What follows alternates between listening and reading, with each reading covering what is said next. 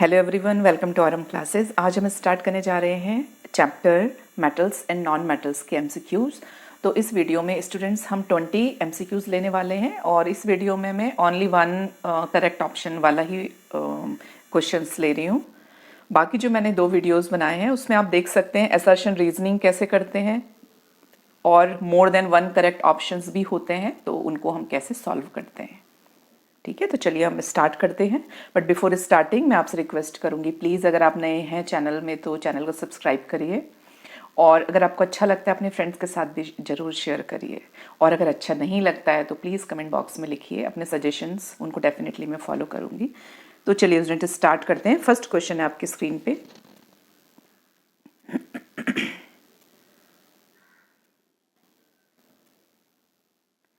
When a metal is added to dilute HCl solution, there is no evolution of gas. Metal is, तो ये students this is related to your reactivity series. तो आपको ये ध्यान रखना है कि जब हम HCl का, जैसे आप जिंक से HCl को रिएक्ट करते हो, ठीक है, तो यहाँ पे क्या है, जिंक H को डिस्प्लेस कर रहा है, ईजिली डिस्प्लेस कर रहा है जिंक इसको, H को। तो यहाँ पे आप देखेंगे कि ऐसा क्यों हो रहा है। ऐसा इसलिए हो रहा है स्टूडेंट क्योंकि जब हम जिंक को देखते हैं तो ये आपके हाइड्रोजन से ऊपर आएगा। ठीक है, रिएक्टिविटी सीरीज में हम डिस्कस करेंगे, आगे क्वेश्चंस में आएगी आपकी। तो बाकी जो है देखो, पोटेशियम भी हाइड्रोजन से ज़्यादा आपका रिएक्टिव है, वो डिस्प्लेस करेगा, सोडियम डिस्प्लेस करेगा, जिंक डिस्प्लेस करेगा। लेकिन जो सिल्वर है आपका Ag, सिल्वर क्योंकि H से नीचे आता है रिएक्टिविटी सीरीज में, तो इसका मतलब कि जो सिल्वर है, silver is least reactive than hydrogen, तो सिल्वर हाइड्रोजन को रिप्लेस नहीं कर पाएगा। क्यों? क्योंकि हाइड्रोजन की Cl से ज़्यादा बेटर एफिनिटी होगी in comparison to silver, in comparison to silver. जैसे इस केस में हम क्या कहेंगे, हम रिएक्टिविटी सीरीज के टर्म में भी कह सकते हैं और हम ये भी कह सकते हैं because this is more reactive, तो इसकी Cl के साथ बेटर एफिनिटी है इन कंपैरिजन टू हाइड्रोजन, तो Cl जिंक के साथ रहना पसंद करेगा इन कंपैरिजन टू हाइड्रोजन। तो ये आपका रीजन होता है। तो फर्स्ट क्वेश्चन में आपका आंसर होगा सिल्वर। सेकंड क्वेश्चन में आते हैं स्टूडेंट। तो सेकंड क्वेश्चन है आपकी स्क्रीन पे, removal of impurities from ore is known as. तो आप याद रखेंगे, हम इम्प्योरिटीज के रिमूवल को कहते हैं कॉन्सेंट्रेशन ऑफ ओर। तो टर्म तो थोड़ा सा डिफरेंट है ना, कॉन्सेंट्रेशन का मतलब होता है कि किसी हम ऐड ऑन करते जाना किसी चीज को, लेकिन इसमें जो मेटलर्जी में कॉन्सेंट्रेशन टर्म आता है वो टर्म आता है for removal of impurities. And जो टाइप ऑफ कॉन्सेंट्रेशन आप पढ़ेंगे वो हैं ग्रेविटी सेपरेशन पढ़ते हैं हम, ठीक है, इसको हाइड्रोलिक वॉशिंग भी कहते हैं। जैसे स्टेयर्स होती है ना, सीढ़ियाँ होती हैं, आप ऊपर वाली सीढ़ी में सपोज कुछ पेबल्स, डस्ट, सैंड, बहुत सारी चीज़ें रख दो और ऊपर से आप पानी डालो, तो क्या होगा, जो लाइट जितनी भी इम्प्योरिटीज होंगी वाटर के साथ स्टेयर्स में बह जाएंगी। तो हाइड्रोलिक वॉशिंग काइंड ऑफ ऐसे ही होता है। नेक्स्ट है फ्रोथ फ्लोटेशन। तो फ्रोथ फ्लोटेशन जो आपका कॉन्सेंट्रेशन ऑफ ओर है, ये भी हम आगे पढ़ने वाले हैं डिटेल में नेक्स्ट क्वेश्चन में। फिर एक होता है इलेक्ट्रोमैग्नेटिक सेपरेशन, इसमें जो आपके मैग्नेटिक कैरेक्टर्स वाले मेटल्स के जो ओर्स हैं उनका सेपरेशन होता है। और एक होता है केमिकल लीचिंग, भी हम पढ़ने वाले हैं। एक होता है केमिकल सेपरेशन, ठीक है, मतलब बहुत सारी इम्प्योरिटीज ऐसी होती हैं जो कि डिजॉल्व करके या अनडिजॉल्व फॉर्म में हमको सेपरेट करनी होती हैं। तो these are the types of concentration of ore. Third question में आते हैं student, froth flotation method is used for the concentration of, और ऑप्शन दिए हैं आपको, oxides ore, sulphide ores, sulphate ores, halide ores. तो आप हमेशा याद रखेंगे सल्फाइड ओर्स के लिए फ्रोथ फ्लोटेशन यूज होता है। और जो प्रिंसिपल है फ्रोथ फ्लोटेशन का, ये प्रिंसिपल है कि जो मिनरल्स होते हैं, जो ओर्स हैं जो हमको सेपरेट करना है, वो हाइड्रोफोबिक होगा। वो हमेशा एयर बबल्स के साथ, अगर ये एयर बबल है तो इसके साथ मेटल का सल्फाइड ऐसे अटैच होके क्या होगा, ये ऊपर आ जाते हैं, एयर बबल्स के साथ ऊपर आ जाते हैं और फिर हम किसी आउटलेट से इसको सेपरेट कर लेते हैं, ठीक है। फ्रोथ फ्लोटेशन में जो इम्प्योरिटीज होंगी वो हाइड्रोफिलिक मतलब वाटर लविंग होंगी, वो वाटर में डिजॉल्व फॉर्म में या तो नीचे सेटल हो जाएंगी। तो ये प्रिंसिपल होता है इसका। इसमें हम करते क्या है, हम पाउडर्ड ओर लेते हैं, उसमें वाटर मिक्स करते हैं। अब वाटर में तो ये मिक्स नहीं होने वाला क्योंकि हाइड्रोफोबिक है, ठीक है, वाटर फेयरिंग है ये जो ओर्स हैं। और ऑयल लेते हैं हम पाइन या यूकेलिप्टस। तो स्टूडेंट ये क्वेश्चन भी आता है इसमें, ये भी आप ध्यान रखेंगे कि which oil we use in flotation, तो वी यूज पाइन और यूकेलिप्टस ऑयल। ठीक है, ये दोनों ऑयल्स हम यूज करते हैं। हाइड्रोफोबिक या हाइड्रोफिलिक कौन क्या होता है, जो ओर्स होते हैं ओर्स हाइड्रोफोबिक होते हैं इसमें, तो ये आपने इसमें ध्यान रखना है। और फोर्थ क्वेश्चन में आते हैं student. Fourth question is chemical method use in concentration of ore is known as, ये भी इंपॉर्टेंट क्वेश्चन है, आप याद रखेंगे, लीचिंग कहते हैं। जब हम केमिकल मेथड से सेपरेट करते हैं, जैसे जब पूरा मतलब रॉ जो पाउडर्ड ओर होता है, क्रूड पाउडर्ड ओर लिया और उसमें एक सूटेबल रिएजेंट हम ऐड करते हैं। ठीक है, तो सूटेबल रिएजेंट ऐड करके हमको जो ओर चाहिए, ओर सेपरेट हो जाता है, ओर सॉल्युबल होता है, और जो इम्प्योरिटीज होंगी वो आपकी इनसॉल्युबल होंगी। तो ये याद रखना है आपने, जो क्रूड इस मेथड से लीचिंग से हम क्या करते हैं, हम और सॉल्युबल हो जाता है जो भी हम सूटेबल रिएजेंट ले रहे हैं। इसका बहुत अच्छा एग्जांपल है बेयर्स मेथड, ये भी हम आगे डिस्कस करने वाले हैं। तो लीचिंग से कौन से मेटल के ओर सेपरेट होते हैं, सिल्वर, गोल्ड एंड एल्यूमिनियम के सेपरेट होते हैं। तो इससे भी 2-3 क्वेश्चन बने, ये आपने ध्यान रखना है। ठीक है, तो लीचिंग में ओर सॉल्युबल होते हैं, इम्प्योरिटीज इनसॉल्युबल होती है। फिफ्थ क्वेश्चन में आते हैं student. Fifth question is heating of concentrated ore in the absence of air for conversion into oxide ore is known as. तो ये जो क्वेश्चन है आपका, ये आपके short answer long answer point of view से भी इंपॉर्टेंट है। कैल्सिनेशन और रोस्टिंग में डिफरेंशिएट करने के लिए आता है, that way also it is important. तो क्वेश्चन आपसे पूछ रहे हैं एब्सेंस ऑफ एयर, तो एब्सेंस ऑफ एयर आप याद रखेंगे कैल्सिनेशन होता है। कार्बोनेट्स में तो ऑलरेडी ऑक्सीजन है ना, तो आप ये याद रखो कि दोनों ही केसेस में, रोस्टिंग में सल्फर डाइऑक्साइड रिमूव होता है, कैल्सिनेशन में कार्बन डाइऑक्साइड रिमूव होता है। तो आपकी इस केस में तो ऑलरेडी इसके पास ऑक्सीजन है, तो एब्सेंस ऑफ ऑक्सीजन, ऐसे आप याद रख सकते हो कि इसमें ऑक्सीजन है तो इसमें ऑक्सीजन यूज नहीं करेंगे, बट हीट तो यूज करते हैं दोनों में ही। तो कैल्सिनेशन में हम कार्बोनेट्स को यूज करते हैं। ठीक है, तो आपका ऑप्शन होगा B, calcination. Absence of air में कैल्सिनेशन होता है। 6th क्वेश्चन में आते हैं students. 6th question is which reducing agent is used in chemical reduction.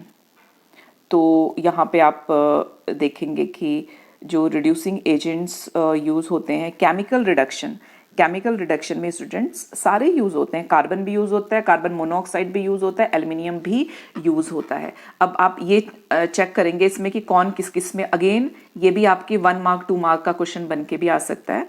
तो आप ये ध्यान रखेंगे कि रिडक्शन के लिए जब हमने कैल्सिनेशन और रोस्टिंग से हमने ऑक्साइड्स बना लिए मेटल के, अब ये ऑक्सीजन कैसे रिमूव करना है, तो ये ऑक्सीजन रिमूव करने के लिए हम केमिकल रिडक्शन मेथड्स भी यूज करते हैं। तो केमिकल रिडक्शन में कार्बन यूज करते हैं लेड, आयरन, जिंक और टिन के लिए। ठीक है, ये याद रखना है आपने, हम कार्बन यूज करते हैं ये सारे मेटल्स के ऑक्साइड के सेपरेशन के लिए, और हाई एकदम स्ट्रॉन्ग हीट करना पड़ता है। तो स्ट्रॉन्ग हीट अगर आप कर रहे हो तो आप कार्बन लोगे, और स्ट्रॉन्ग हीट नहीं कर रहे हो तब हम कार्बन मोनोऑक्साइड लेते हैं। मेटल ऑक्साइड्स यही हैं सारे, इनके मेटल ऑक्साइड्स हैं। ठीक है, और जो इनसे नहीं, जिनका होता है रिडक्शन, जैसे क्रोमियम एंड मैग्नीज के ऑक्साइड्स हैं, तो वो हम एल्यूमिनियम यूज करते हैं केमिकल रिडक्शन के लिए। तो ये आपने याद रखना है, ये क्वेश्चन भी आता है, किसी भी फॉर्म में क्वेश्चन आएगा ये। तो एल्यूमिनियम यूज करते हैं for chemical reduction for metal oxides, chromium and manganese, बाकी के लिए हम ये यूज करते हैं। 7th क्वेश्चन में आते हैं स्टूडेंट। तो 7th question is Which of the following method is not involved in metallurgy of iron? Iron की मेटलर्जी में इनमें से कौन सा मेथड यूज नहीं होता है? तो smelting, calcination, concentration of ore तो होता है, स्मेल्टिंग भी होता है। देखो अभी हमने पढ़ा था आगे यहाँ पे, ठीक है, यहाँ पे पढ़ा था हमने इस क्वेश्चन में। कार्बन से आपका रिडक्शन आयरन का होता है, इसको ही हम स्मेल्टिंग कहते हैं। कार्बन की प्रेजेंस में जितने रिडक्शन हो रहे हैं इस प्रोसेस को स्मेल्टिंग कहते हैं। तो यहाँ पे आयरन का भी हो रहा है, स्मेल्टिंग है ये। तो स्मेल्टिंग भी होती है, क्या नहीं होता है? कैल्सिनेशन नहीं होता है। तो बहुत सारी जगह आप पढ़ेंगे ये रोस्टिंग में दिखता है होते हुए, तो स्टूडेंट समझेंगे इस चीज को।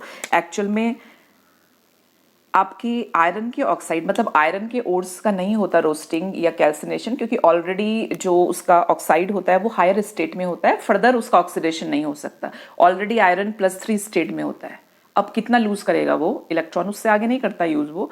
लेकिन आयरन के साथ अगर इम्प्योरिटी फॉर्म में सल्फाइड्स होते हैं तो उनका ऑक्सीडेशन हो जाता है। तो रोस्टिंग में हम इसको पढ़ते हैं और हम ये वाला जो पार्ट है इसको हम पढ़ते हैं, ठीक है। तो यहाँ पे ये आपका +2 स्टेट वाला आयरन बनता है और यहाँ पे देखिए फर्दर इसका ऑक्सीडेशन हो सकता है, मतलब इस आयरन से हम इलेक्ट्रॉन लूज करवा सकते हैं। तो यहाँ पे this iron is in +2 oxidation state और ये +3, तो एक लूज करवाया ना, ऑक्सीडेशन हो गया इसका, ठीक है। तो कैल्सिनेशन नहीं होता, तो इसमें आंसर होगा इसमें कैल्सिनेशन।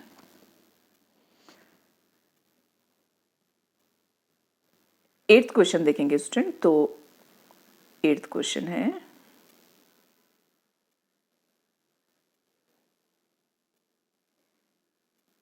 एक सेकेंड।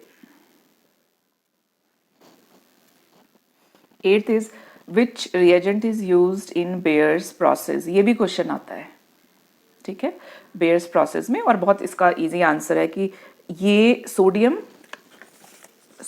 हाइड्रोक्साइड यूज होता है। कैसे यूज होता है स्टूडेंट, एक बार हम देख लेंगे इसको। यहाँ पे यहाँ से है मेथड। तो हम बॉक्साइट के लीचिंग का है एक्चुअली। देखो हमने आगे पढ़ा था ना कि लीचिंग, केमिकल सेपरेशन, हम कैसे सेपरेट कर रहे हैं। ये इसको यहाँ से लेके और यहाँ तक हम कवर कर रहे हैं। तो बेयर्स मेथड है ये। इसमें सोडियम हाइड्रोक्साइड लेते हैं, ठीक है, सोडियम एल्यूमिनेट बनाता है। सोडियम एल्यूमिनेट का फिर से हम वाटर से रिएक्ट कराते हैं तो सोडियम हाइड्रोक्साइड बनाएगा। सोडियम हाइड्रोक्साइड फर्दर डिकम्पोज होके ये सेपरेट हो गया, देखो प्योर फॉर्म में, लीचिंग, ठीक है। तो सोडियम, इसमें सूटेबल रिएजेंट कौन है, सोडियम हाइड्रोक्साइड सूटेबल रिएजेंट है। यहाँ पे एल्यूमिनियम ऑक्साइड मिलेगा हमको, तो हम ये यूज करते हैं इसमें सोडियम हाइड्रोक्साइड। तो ये आप याद रखेंगे। 9th क्वेश्चन में आएंगे स्टूडेंट। तो 9th question is what is anode mud.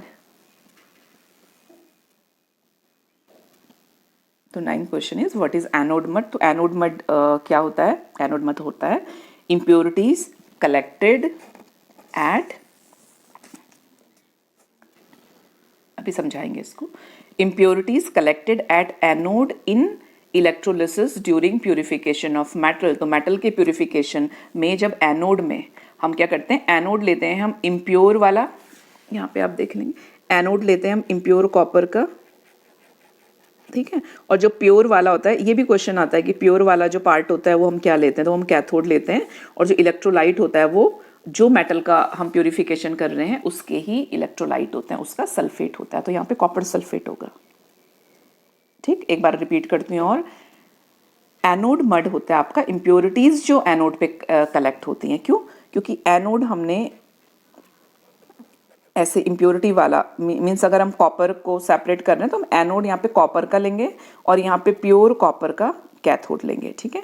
तो यहाँ पे ये इम्प्योरिटी जितनी आप ऐसे देख रहे हो, ये सब इम्प्योरिटीज यहाँ पे आके डिपॉजिट हो जाती हैं, एनोड के साइड पे डिपॉजिट हो जाती हैं और कॉपर जाके यहाँ पे डिपॉजिट होता रहता है इलेक्ट्रोलिसिस प्रोसेस में, वो आप देखेंगे। तो यहाँ पे इम्प्योरिटीज कलेक्ट होंगी, इसको ही हम एनोड मड कहते हैं। तो इम्प्योरिटीज किधर कलेक्ट होती हैं, एनोड की साइड में कलेक्ट होती हैं। और इम्प्योर इलेक्ट्रोड कौन सा होता है, एनोड होता है इम्प्योर इलेक्ट्रोड।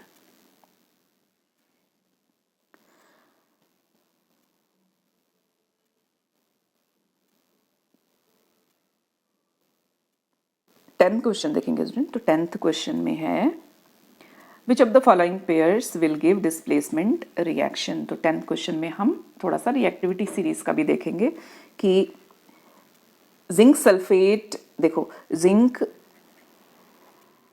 सल्फेट है और इसको एल्युमिनियम डिस्प्लेस करेगा क्या, जिंक को, ठीक है। तो यहाँ पे क्या है, which of the following pairs will give displacement reaction. तो यहाँ पे हमको देखना है कि कौन सा पेयर डिस्प्लेसमेंट रिएक्शन देगा। तो सबसे पहले हम रिएक्टिविटी सीरीज देखते हैं स्टूडेंट। तो टॉप में जो रिएक्टिविटी सीरीज के होते हैं, potassium, sodium, calcium, magnesium, aluminium.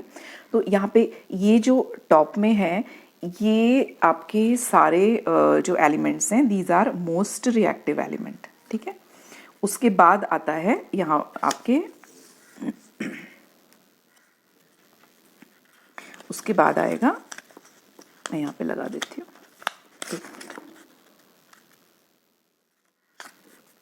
ऐसे, ठीक है। तो उसके बाद जो आते हैं, तो पहले आप ये 3 लर्न करेंगे। ये मतलब 3 सेक्शन बनाए। मोस्ट रिएक्टिव में आ गया potassium, sodium, calcium, magnesium, aluminium. ठीक है, अलग से लिखेंगे इनको। फिर उसके बाद आता है मॉडरेट, जो बीच बीच के होते हैं वो है जिंक, आयरन एंड लेड। बीच में देखो हाइड्रोजन होता है स्टूडेंट, यहाँ पे बीच में ये हाइड्रोजन है, ठीक है, ये हाइड्रोजन बीच में आएगा। और बाकी सब लीस्ट रिएक्टिव ये बॉटम में आएंगे। लीस्ट रिएक्टिव में copper, mercury, silver, gold, platinum, ये लीस्ट रिएक्टिव में ये बॉटम में आते हैं। तो उसी के अकॉर्डिंग हमने ये क्वेश्चन का आंसर देना है इसमें। तो आप देखिए कि यहाँ पे जिंक किधर है, जिंक यहाँ पे है, ठीक है, जिंक से ऊपर है एल्युमिनियम यहाँ पे, ठीक है। तो जो फर्स्ट क्वेश्चन है जिंक से ऊपर है एल्युमिनियम। तो जिंक सल्फेट सॉल्यूशन में जो एल्युमिनियम इज मोर रिएक्टिव, तो एल्युमिनियम जिंक को डिस्प्लेस कर सकता है। मैग्नीशियम क्लोराइड देखते हैं, magnesium chloride plus aluminium metal है, तो मैग्नीशियम एल्युमिनियम से ऊपर है, means magnesium is more reactive, तो ये रिएक्ट नहीं करेगा इसमें ये वाला, क्योंकि इसकी मैग्नीशियम से ज़्यादा एफिनिटी होगी, ये एल्युमिनियम के साथ नहीं जाएगा because aluminium is less reactive. फिर है नेक्स्ट है आपका फेरस सल्फेट प्लस सिल्वर, ठीक है। अब आप देखो सिल्वर तो एकदम बॉटम में है, फेरस मॉडरेट में आता है बीच में, means this is more reactive, तो सल्फेट फेरस के साथ रहना ज़्यादा पसंद करेगा, sulphate will not go with silver, तो ये भी रिएक्शन नहीं होने वाली है। और लास्ट है हमारा ये जो लिखा है हमने AgNO3 कॉपर मेटल के साथ, तो Ag देखिए किधर है, Ag बॉटम में है, कॉपर ऊपर है, means copper is reactive than Ag, तो यहाँ पे जो ये डिस्प्लेसमेंट हो जाएगा, तो इस केस में डिस्प्लेसमेंट होगा स्टूडेंट। और अगर हम जिंक सल्फेट और एल्युमिनियम मेटल वाला केस लेते हैं तो इस केस में भी होगा यहाँ पे, ठीक है। तो ये केसेस हैं, यहाँ पे D है, यहाँ पे दो ऑप्शन हो सकते हैं A एंड D। तो ये रिएक्टिविटी सीरीज एक्चुअल में आपको ये ध्यान में रखना है, तो एक बार आप नोट कर लेंगे। मैं आपके लिए मोस्ट रिएक्टिव ये वाला डिस्प्ले में लाती हूँ पहले, दिस इज मोस्ट रिएक्टिव, इसको लिखेंगे सेपरेट सेपरेट लिखिए, एक साथ मत लिखिए, ठीक है। मोस्ट रिएक्टिव लिखेंगे, फिर एक लाइन खींचेंगे या थोड़ा सा दूर पे कहीं पे लिखेंगे, फिर मॉडरेट लिखो, बस ये 3 लिखो, ऐसे में लर्न हो जाएगा आपको। जिंक, आयरन, लेड, 3 एकदम सेपरेट लिखो, और हाइड्रोजन को एकदम सेपरेट लिखो, और उसके बाद या हाइड्रोजन के नीचे फिर आप कॉपर, मरकरी, सिल्वर, गोल्ड ऐसे लिखेंगे, तो अलग अलग लिख के लर्न हो जाएगा। अगर आप ऐसे सीक्वेंस में लिखेंगे तो लर्न नहीं होता है, पहले आप एक ये अलग लिखेंगे, फिर इसको अलग लिखेंगे, ठीक है, फिर इसको अलग लिखेंगे, फिर इसको अलग सेपरेट सेपरेट लिखेंगे आप, तो ये हो जाएगा। तो ये क्वेश्चन भी आते हैं, ये भी जरूर आएंगे क्वेश्चन इसमें से एक। तो चलिए नेक्स्ट क्वेश्चन है 11th क्वेश्चन देखते हैं students. 11th question is matrix is defined as, तो मैट्रिक्स होता है स्टूडेंट अनवांटेड फॉरेन मटेरियल, जिसको हम गैंग भी कहते हैं, तो उसको मैट्रिक्स भी कहते हैं, तो कंफ्यूज नहीं होना है। दीज आर रॉकी, अर्थी, सैंडी सब्सटेंस, जो कि कुछ भी कैसे भी यूज नहीं होने वाला केमिकल रिएक्शन में, दोज इम्प्योरिटीज, तो अर्थी इम्प्योरिटीज को ही हम मैट्रिक्स कहते हैं, और इनको हम गैंग भी कहते हैं, और गैंग भी कहते हैं।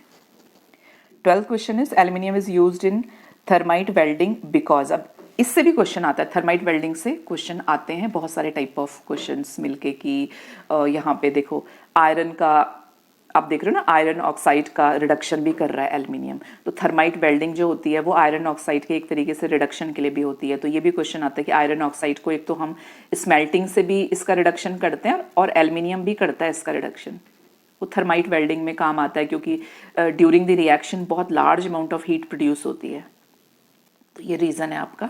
तो ये क्वेश्चन भी बहुत सारे डिफरेंट वेज से मिलके बनता है। तो 12th क्वेश्चन फिर से देखते हैं, aluminium is used in thermite welding, क्यों यूज होता है? Aluminium is a light metal, इसलिए यूज होता है क्या? No, this is wrong, aluminium has more affinity for oxygen, yes this is correct, means iron से ज़्यादा एल्युमिनियम की एफिनिटी है। अगेन एल्युमिनियम क्योंकि टॉप में है, एल्युमिनियम हमारे इस वाले सेक्शन में था, रेड वाले मोस्ट रिएक्टिव में एल्युमिनियम था, ठीक है। फिर मॉडरेट वाले में आयरन था, ठीक है, ऐसे याद रखेंगे। तो 12th क्वेश्चन हो गया, क्योंकि aluminium has more affinity for oxygen. 13 question में आते हैं। 13 question is the reactivity of iron, magnesium, sodium, zinc towards water. हाँ, ये भी एक इंपॉर्टेंट क्वेश्चन है, वाटर से रिएक्टिविटी। तो वाटर से रिएक्टिविटी में आपने याद रखना है कि ये जो हैं आपके सोडियम, है ना।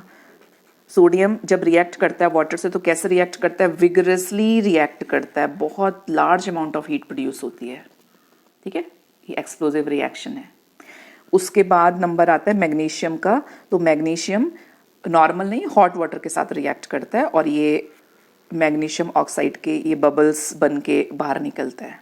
ये भी क्वेश्चन आता है, बबल्स बनते हैं मैग्नीशियम ऑक्साइड के, क्यों बनते हैं, क्योंकि ये लाइट है, क्वेश्चन आता है ना, ये भी, ये लाइट है और ये आपके एयर बबल्स से अटैच हो जाता है, एयर बबल्स के साथ अटैच होकर ऊपर रेज करता है, हमको लगता है जैसे बबल फॉर्मेशन हो रहा है। तो मैग्नीशियम हॉट वाटर के साथ रिएक्ट करता है। फिर आता है जिंक। अब जिंक कैसे रिएक्ट कर रहा है, देखो जिंक आपका वेपर के साथ रिएक्ट करता है, वेपर, गैस नहीं बोलेंगे इसको, हम वेपर कहेंगे। तो वेपर के साथ रिएक्ट करता है। आयरन भी स्टीम के साथ रिएक्ट करता है।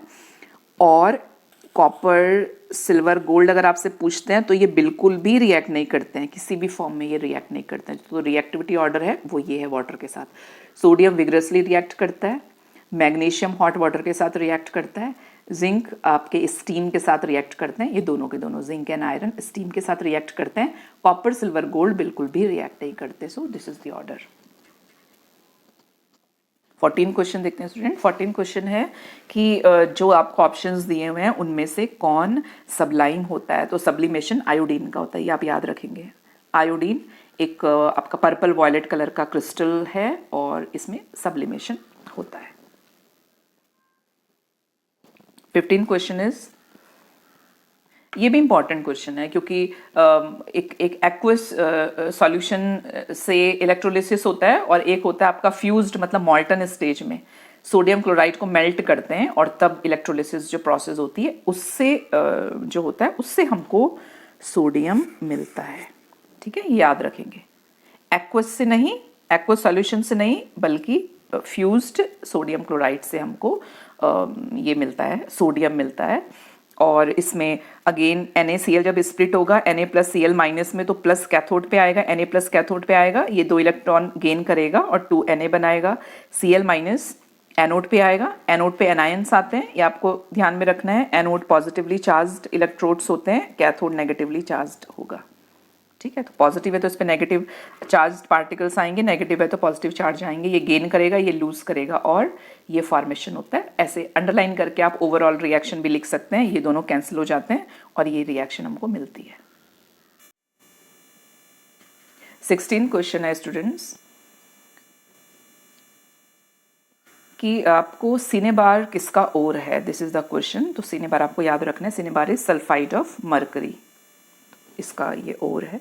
ओर से रिलेटेड अभी आगे सारे ओर से रिलेटेड क्वेश्चन आने वाले हैं। ओर से रिलेटेड मैंने एक वीडियो भी बनाया है, मैं डिस्क्रिप्शन बॉक्स में लिंक उसका डाल दूंगी या मैं कमेंट बॉक्स में लिंक उसका पेस्ट करती हूँ, तो वहाँ पे आप क्लिक करके जा सकते हैं, या आप डायरेक्ट प्लेलिस्ट में भी जाते हैं तो मैंने इसके प्लेलिस्ट में भी वो वाला वीडियो ऐड किया हुआ है, तो वहाँ से भी आप देख सकते हैं। तो जो सिनेबार है स्टूडेंट वो मरकरी का ओर है, या आप ये भी कह सकते हैं वो मरकरी का सल्फाइड है, ऐसे करके भी क्वेश्चन आता है।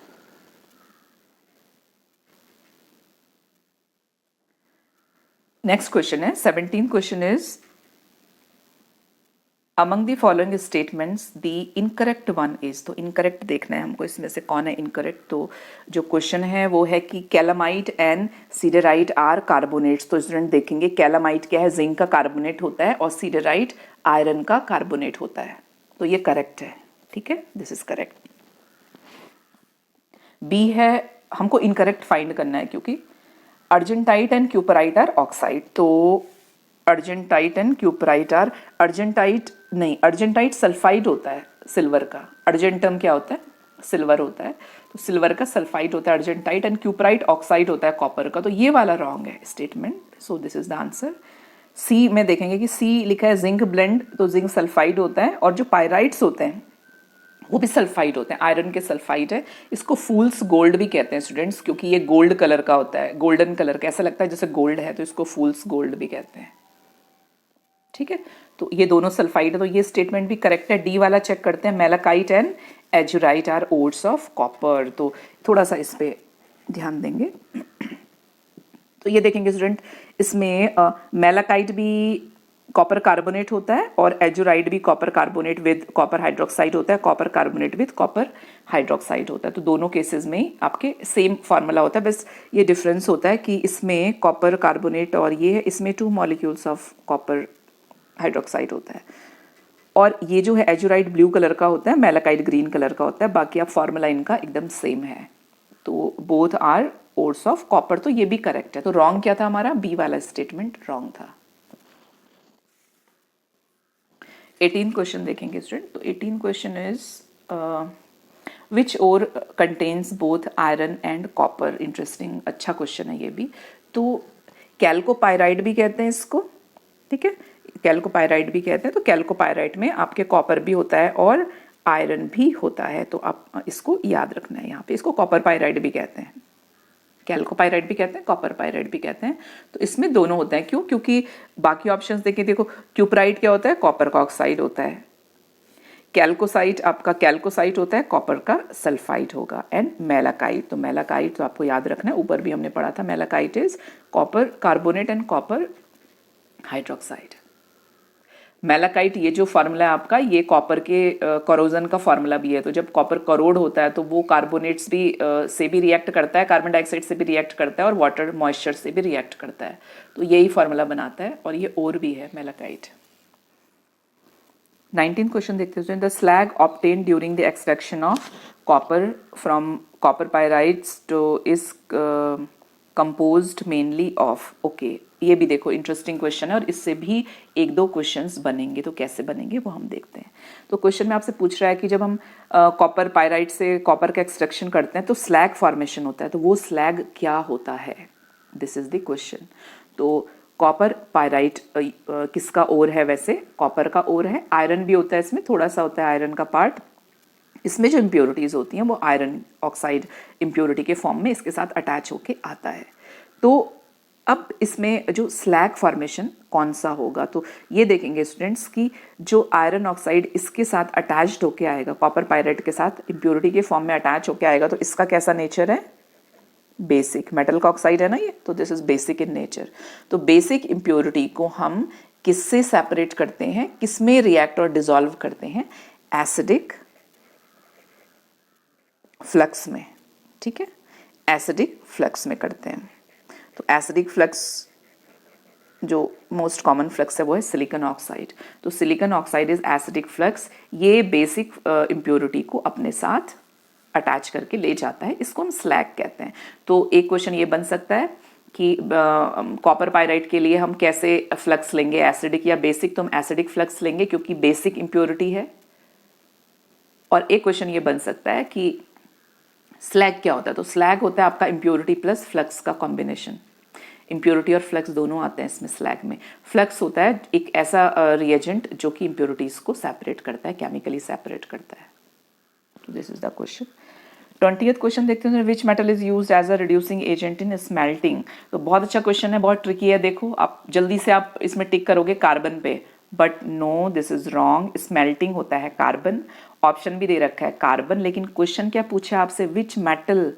कार्बन मेटल नहीं है, इसलिए ये रॉन्ग हो जाएगा, इसलिए आप नन ऑफ दीज लिखोगे, है ना। ये ट्रिकी अच्छा सा क्वेश्चन है ये। देखो कि which metal is used as reducing agent in smelting, और जल्दी से लगता है कि नहीं स्मेल्टिंग तो कार्बन करता है और कार्बन पे टिक कर देंगे, लेकिन आपसे क्योंकि मेटल पूछा है and carbon is non metal, इसलिए आंसर होगा नन ऑफ दीज।